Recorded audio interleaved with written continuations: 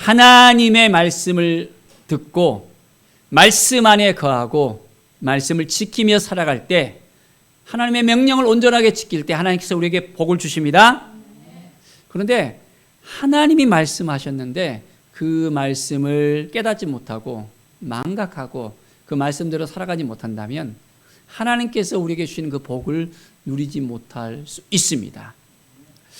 오늘 사울 왕이 어떻게 하나님 앞에 나갔는지, 아니면 하나님께 온전하게 나가지 못했는지 우리가 또한 구체적으로 말씀을 통해서 우리가 확인하면서 이 말씀 속에서 우리가 어떻게 행하는 것이 하나님께서 우리에게 온전한 그 마음을 통해서 우리에게 은혜를 내리실지 우리가 깨닫는 시간이 되길 바랍니다. 사울이 왕이 될 때가 바로 이제 40세였습니다. 그가 이스라엘을 다스린 지 2년이나 되어졌습니다. 2년 동안 이제는 왕국을 온전하게 잘 세우려고 노력을 했어요. 자, 그리고 이제 이스라엘을 온전하게 잘 세우기 위해서 또 병사들도 잘 또 훈련시키고 준비시켰습니다. 암몬 자손을 쳐서 승리했을 때 무려 30만 명이 모여 있었는데요. 그 모든 백성들을 다 군사로서 또 준비시키기는 쉽지 않았습니다. 그들이 평상시에는 또 농사를 짓거나 양을 치거나 이렇게 하고 특별할 때 불렀을 때 이제 군사로 부름을 받는데, 나머지 사람들은 다 집으로 돌려보내고 이제 3,000명만 남겨서 수비대로 이렇게 잘 준비시켰습니다.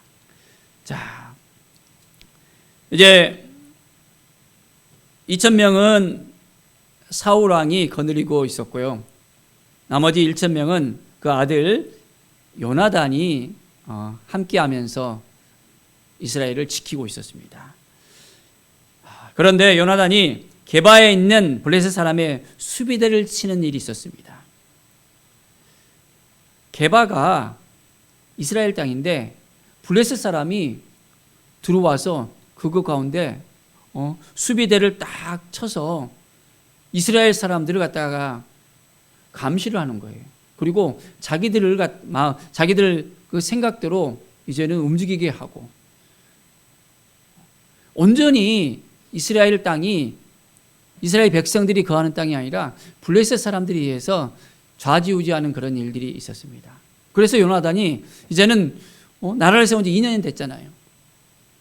블레셋 사람을 그 이스라엘 땅에서 몰아내려는 그 마음을 가졌습니다. 자, 그런데 이 일로 인해서 블레셋이 아주 진노하면서 이스라엘을 미워하면서 쳐들어오게 되어졌습니다. 자, 얼마나 많은 사람들이 쳐들어왔는지 한번 보십시오. 무려 블레셋 사람들이 쳐들어왔는데 병거가 3만이나 되어졌고요, 마병이 6,000명이 되어졌고, 백성들이 해변에 모래같이 밀려오면서 이스라엘 땅에 쳐들어오는 거예요. 사울 왕은 아주 깜짝 놀랐습니다. 블레셋이 쳐들어온다는 소식을 듣고 이제 나팔을 불어서 히브리 사람들을 이제는 모았습니다. 이스라엘 백성들이 이제는 모여들었거든요. 자, 백성들이 길갈에 모여서 사울을 따르기 시작했습니다. 자, 그런데 전에 암몬 사람들과 싸웠을 때와 오늘 블레셋 사람들과 싸웠을 때 상황이 완전히 다른 것을 우리는 볼 수 있습니다. 이스라엘 사람들이 모여들었는데요, 블레셋 사람들의 그 진치고 있는 모습을 보니까 깜짝 놀란 거예요. 어떻게 놀랐습니까? 블레셋은 철기 문화를 가지고 있었거든요. 철병거를 가지고 있었고 철제 무기를 이제는 다 소유하고 있었습니다. 그런데 이스라엘은 상황이 어떻습니까? 사울과 요나단만 칼을 들고 있었고 다른 백성들은 칼을 들지 못했어요. 가지고 있는 농기구를 갖다가 들고 싸우는 판이었습니다. 그러니까 어떻게 해요? 철병거도 있지, 마병도 있지, 이제는 그쪽에는 철제 무기를 다 들고 있지 하니까 이스라엘 백성들이 보기에 이거 게임이 되겠나? 전쟁하면 그냥 무너지겠지라는 그런 마음이 들어버린 거예요. 자, 6절 한번 보십시오. 그래서 이스라엘 사람들이 이거밤을 몰고 절박하여 굴과 숲풀과 바위 틈과 은밀한 곳과 웅덩이에 숨었다 했습니다. 얼마나 겁이 났는지 그냥 보이는 곳마다 다 숨는 거예요. 굴에 숨기도 하고 웅덩이에 숨기도 하고 이제는 숲풀에 숨기도 하고 바위 틈에 숨기도 하고 은밀한 곳이 있으면 다 그냥 숨는 거예요. 한번 그 상황을 한번 보십시오. 정말 과간이잖아요. 전에는 어땠습니까? 이스라엘 백성들이 이렇게 도망 다녔나요? 아니잖아요. 하나님이 함께 하시기 때문에 이들의 삶 가운데서는 놀라운 하나님의 은혜의 역사가 있었습니다. 그들이 출애굽했을 때도 홍해를 건너려는데 홍해 가운데 그들이 이제는 물에 빠질 수 없었잖아요. 그래서 발을 둥둥거리고 있는데 하나님의 은혜로 이제 모세가 지팡이를 들어서 탁 가르쳤을 때 바다가 갈라지고 홍해를 무사히 건너기도 했잖아요. 그리고 애굽의 군사들은 어땠습니까? 철병거를 타고 딱 쳐들어왔는데 바다에 완전히 수장이 될 수밖에 없었습니다. 광야 40년 가운데서도 하나님이 함께 하셨고 하나님이 인도해 주셨고 누가 쳐들어오든지 하나님을 의지하면 하나님을 바라보면 하나님께 도와주셔서 무찔러 주셨어요. 암몬 자손과의 싸움에 있어서도 하나님께서 역사하셔서 이제는 암몬이 대패하고 완전히 이스라엘이 승리했잖아요. 이러한 모든 것을 경험을 했던 이스라엘 백성들이었습니다. 그런데 오늘은 상황이 어떻습니까? 하나님을 바라보는 것이 아니라 누구를 바라봤습니까? 블레셋 사람들을 바라보는 거예요. 블레셋 진영을 바라본 거예요. 그러니까 어떻게 해요? 가슴이 놀라서 이제는 어떻게 해야 하면서 도망을 치게 된 거예요. 무엇을 바라보느냐에 따라서 달라질 수 있습니다. 우리가 우리 인생에 있어서 여러 가지 문제를 만날 수 있어요. 힘들고 어려운 일을 당할 수 있습니다. 감당할 수 없는 일을 우리 가운데 생길 수 있습니다. 그런데 그때 우리는 어떻게 해야 됩니까? 무엇을 해야 됩니까? 하나님을 바라봐야 될까요? 아니면 그 문제를 바라봐야 될까요? 하나님을 바라봐야 됩니다. 문제를 바라보면 이제 문제 가운데 몰입해갖고는 문제에서 헤어나지를 못하는 거예요. 이스라엘 백성들이 그 병거를 보고 그 블레셋 사람들을 보니까 도저히 감당이 안 되는 거예요. 그러니까 숨을 수밖에 없었잖아요. 우리도 상황을 보면서 환경을 보면 어떻게 하면서 자포자기하게 되어집니다. 힘들고 눌리게 되고 가슴이 답답하고 어떻게 하면서 이제는 좌절하게 되고 힘이 빠지고 낭망하게 되어지고 더 이상 하나님을 의지하는 것이 아니라 문제의 직면에서 그 문제 가운데 헤어나지 못하게 헤어지거든요. 자, 사울은 길갈에 있었습니다. 그를 따르는 모든 백성들이 떠는 모습을 사울이 보게 되어졌어요. 자, 그래서 사울은 사무엘에게 요청을 합니다. 우리가 하나님께 제사를 드려야 되겠습니다. 제사를 드리고 군사를 정비해서 하나님의 은혜로 그들을 무찌르고 싶습니다 하면서 사울에게 요청을 하거든요. 자, 사무엘에게 요청을 했을 때 어떻게 됐습니까? 사무엘이 기한을 정합니다. 일주일 후에 제사를 드리자는 거예요. 일주일 후에 가서 제사를 드리겠다고 말합니다. 사무엘이 길갈로 오지 않고 백성이 사무엘에서 또한 흩어지는 그 상황이었습니다. 하루가 지납니다. 이틀이 지납니다. 3일이 지납니다. 6일이 되어져요. 이제 마지막 7일째 되어집니다. 사울왕의 그 마음은 어떨까요? 우리가 그 상황 가운데 있을 때 우리가 사울왕이었다면 어떻게 됐을까요? 백성은 벌벌 떨고 다 흩어져 버리지. 눈앞에 누가 있습니까? 블레셋 사람들이 이제는 바로 쳐들어오라고 있지. 너무너무 다급한 그런 상황이에요.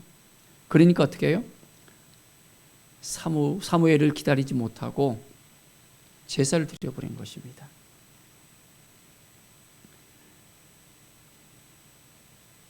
내가 여호와께 은혜를 간구하지 못하였다고 부득이 번제를 드렸나이다. 사무엘이 찾아와서 왜 제사를 갖다가 드렸냐고 물어보니까 블레셋 사람들이 쳐들어오니까 급한 나머지 이제는 제사를 드릴 수밖에 없었다고. 당신을 아무리 기다려도 오지 않지. 백성은 흩어지지. 내가 할 수 있는 것이 없어요. 그러니까 그냥 하나님께 제사하면 되겠다는 그런 마음이 들었어요 하는 거예요. 자, 제사는 누가 집전을 해야 될까요? 제사장이 드려야 되는 거예요. 왕이 드리면 안 되는 거예요. 그런데 사울은 선을 넘어가 버렸습니다. 하나님께서 말씀하시는 것을 그는 듣지 않고 자기 생각대로 해버린 거예요. 그래서 사무엘이 말합니다. 왕이 망령되이 행했다는 것입니다. 왜 하나님의 말씀을 듣지 않고 하나님의 명령을 지키지 않고 당신 생각대로 당신 마음대로 그렇게 했냐라고. 자, 명령을 지켰다면 하나님께서 도와주시고 하나님의 인도해 주시고 왕의 나라를 영원히 세우셨을거늘 하나님의 명령을 따르지 아니하니까 이제는 왕의 나라가 길지 못하다고 탁 못을 박는 거예요. 청킹병력 같은 그 소리를 듣게 되는 것입니다. 하나님의 명령을 지키지 않으니까 사울 왕이 이제는 더 이상 이 사울 왕가가 번창하지 못하다는 그 말을 들을 수밖에 없었습니다. 자, 우리도 분명하게 잘 알아야 됩니다. 하나님의 명령을 따라 나아가면 하나님께서 우리의 가정을 세우십니다. 우리의 삶을 일으켜 주십니다. 우리를 지켜주시고 인도해 주십니다. 그런데 너무 조급해서 내가 결정하고 내가 생각한 대로 내가 하면 하나님이 도와주실 수 있어요, 없어요? 못 도와주시는 거예요. 사울 왕이 너무나도 조급한 나머지 기다리지 못했잖아요. 자기 생각대로 향하잖아요. 우리도 마찬가지예요. 눈앞에 일이 있으면 하나님께 묻고 하나님 바라보고 하나님께 나가야 되는데 그냥 내가 그냥 일을 갖다가 급하게 처리해 버리는 거예요. 하나님이 주시는 마음은 두려운 마음이 아닙니다. 사울 왕은 두려운 마음이 생겼잖아요. 그러니까 조급해지는 거예요. 우리에게도 두려운 마음이 생기면 조급해지기 시작하는 겁니다. 이것은 누가 주는 마음입니까? 하나님이 주셨을까요? 아니에요. 사단이 주는 마음입니다. 조급하게 막 끌어가요. 그러면서 어떻게 하면서 우리가 살아가면서 문제를 바라보면 이제는 그 문제에 넘어질 수밖에 없습니다. 하나님이 주시는 마음은 능력과 사랑과 절제하는 마음이라 했습니다. 우리가 하나님을 바라보고 하나님을 의지할 때 온전히 하나님이 주신 그 마음으로 나가는 겁니다. 그러면 하나님이 도와주십니까? 그렇습니다. 하나님이 도와주시는 거예요. 능력을 주시는 거예요. 지금까지 이스라엘을 도와준 분이 누구예요? 하나님이셨잖아요. 구름 기둥으로 불 기둥으로 40년 광야길에서 만나와 메추라기를 주시면서 그들을 입혀주시고 먹여주시고 도와주시고 이끌어주시는 하나님이셨습니다. 그 하나님을 믿지 못하는 거예요. 하나님께서는 아브라함을 통해서 약속했잖아요. 하늘의 별과 같이 바다의 모래알 같이 번성케 한다고 땅을 주시겠다고 약속하신 그대로 하나님은 이스라엘을 지금까지 지켜주셨고 함께 해주셨는데 그것을 믿지 못하고 눈앞에 그 문제로 인해서 넘어지는 사울왕을 오늘 볼 수 있습니다. 뭘 바라보냐에 따라서 달라지는 거예요. 우리의 인생 가운데 우리의 상황을 바라보고 우리의 현재 직면해 있는 그 문제에 대해서 우리가 몰입하게 된다면 하나님이 우리 가운데 역사할 수 없습니다. 자, 온전하게 하나님을 바라볼 때 하나님이 함께 하십니다. 자, 사울 왕이 제사를 드렸잖아요. 근데 제사를 드리면 하나님이 받으셔야 되잖아요. 근데 이 제사를 하나님이 받았어요, 안 받았어요? 안 받으신 거예요. 자기 마음대로 드린 제사였잖아요. 제사장이 드려야 되는 제사가 아니라.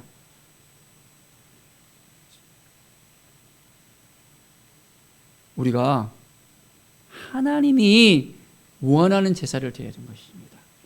가인의 제사와 아벨의 제사를 우리가 알고 있습니다. 가인은 어땠어요? 제사를 드렸어요. 하나님이 그 제사를 받았어요, 안 받았어요? 안 받았어요. 그 제물을 하나님이 온전하게 이제 받으시지 않았습니다. 그는 신령과 진정으로 하나님께 나가지 않았거든요. 자기의 생각으로, 자기의 마음으로 온전하게 나가지 않고 제사를 드렸거든요. 아벨의 제사는 그 제물과 그 아벨을 갖다 받으셨지만은 가인은 받지 않았어요. 우리가 이렇게 예배를 드리고 있지만은 구약에서는 제사지만 지금 예배잖아요. 예배 가운데 온전히 하나님을 만나고 신령과 진정으로 나가야만 하나님이 이 예배를 받으시는 거예요. 그냥 우리가 이 자리에 그냥 앉아있다 해서 예배를 받는 거 아니에요. 많은 사람들이 교회에 찾아와서 그 마음을 위로받기를 원하고 또한 복을 받기를 원하고 여러 가지 이유들로 찾아옵니다.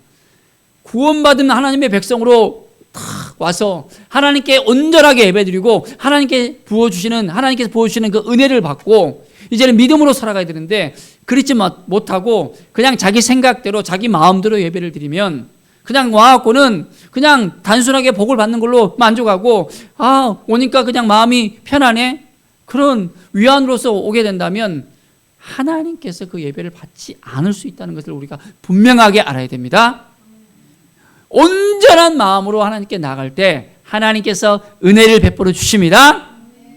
자, 하나님의 명령을 지키면 하나님께서 우리의 삶을 책임져 주시고 인도해 주세요. 하나님께서 복을 주시면 1000대까지 하나님께서 복을 주신다 했어요. 몇 대까지? 1000대까지. 하나님을 따르고 하나님을 믿고 하나님을 섬기면 하나님이 책임져 주신다는 거예요. 그런데 그렇지 않으면 하나님께서 이제는 더 이상 복을 주실 수 없다는 걸 분명히 알아야 됩니다.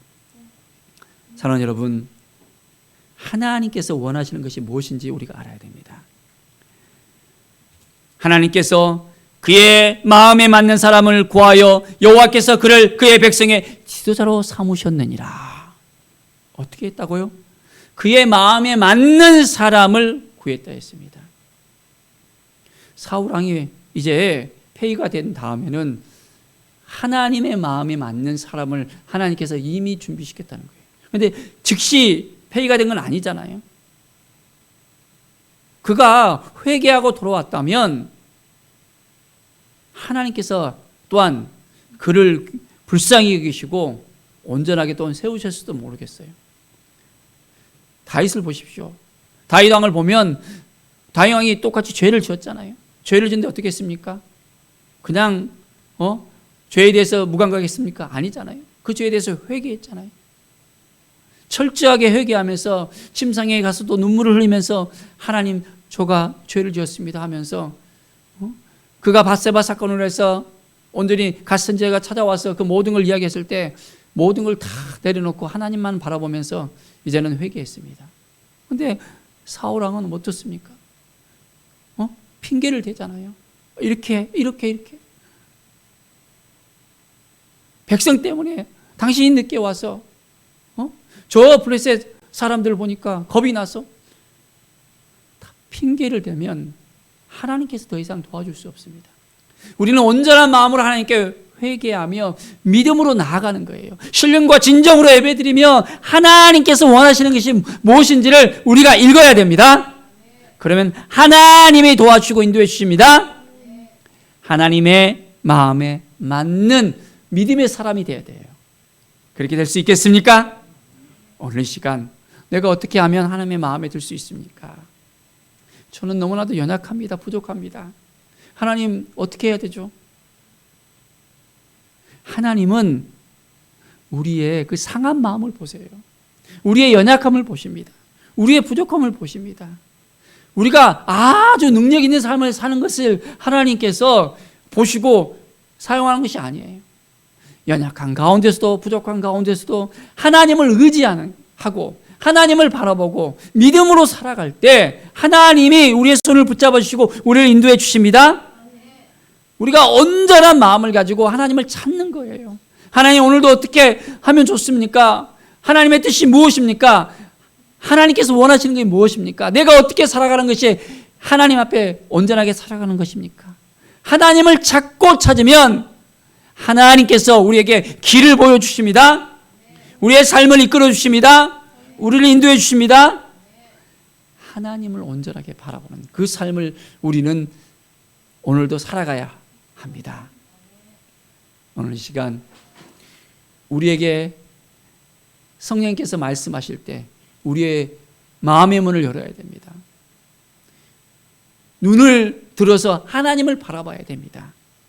온전히 우리의 마음 가운데 함께 하시는 하나님을 의지해야 됩니다. 우리 안에 누가 역사하십니까? 하나님이 역사하시잖아요. 우리와 함께 하시잖아요. 그런데 우리가 그것을 망각해 버리고 다른 걸 바라보잖아요.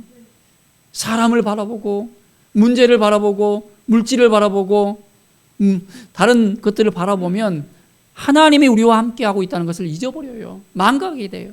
그러면 그때부터 우리는 내리막길을 걸을 수밖에 없습니다.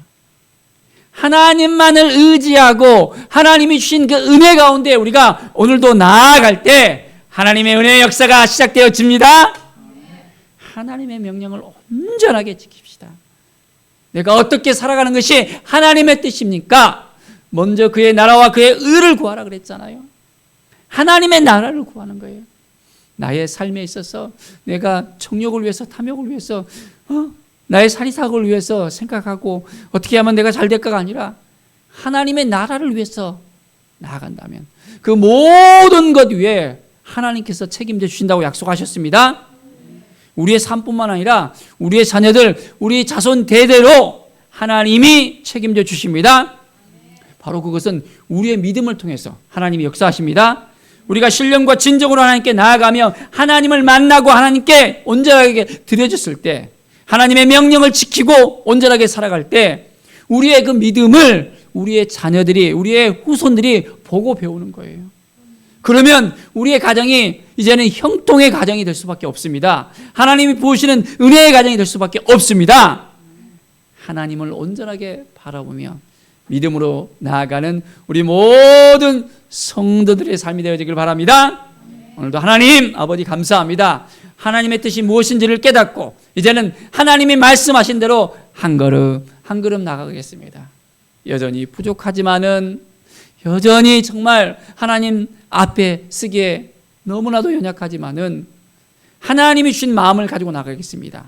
다른 것 바라보지 않고 주님이 주신 이 마음을 가지고 이제는 능력 있는 삶을 살겠습니다. 주님이 주신 이 사랑을 가지고 살겠습니다.